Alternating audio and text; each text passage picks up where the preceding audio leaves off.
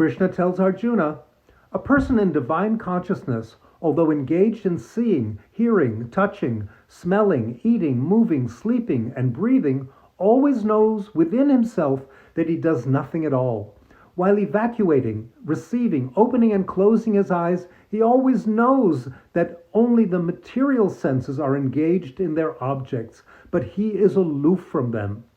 You are an I in an it. You are a spirit wrapped in a material form. Through contemplation of your being, from this fourth place in inner space, separate from your head, heart, and soul, you begin the process of transcendence. You begin to recognize your relationship to God separate from your relationship to everything material that you'll leave behind when you die anyway.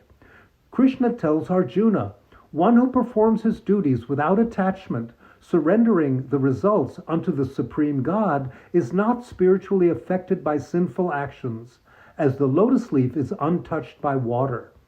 The purpose of the parent is to teach their children to attach to the material world. Children must learn how to make money, feed, clothe, and shelter themselves.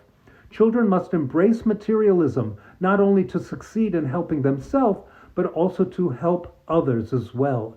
God gave us our parents, our body, and our external circumstances. Therefore, we honor ourselves by contemplating our struggle.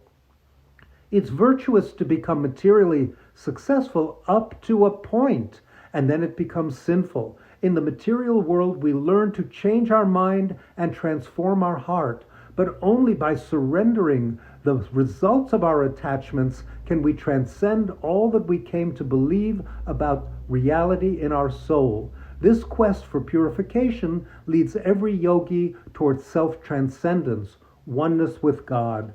Krishna tells Arjuna, as a lamp in a windless place does not waver, so the transcendentalist whose mind has been controlled remains always steady in meditation on the transcendent self.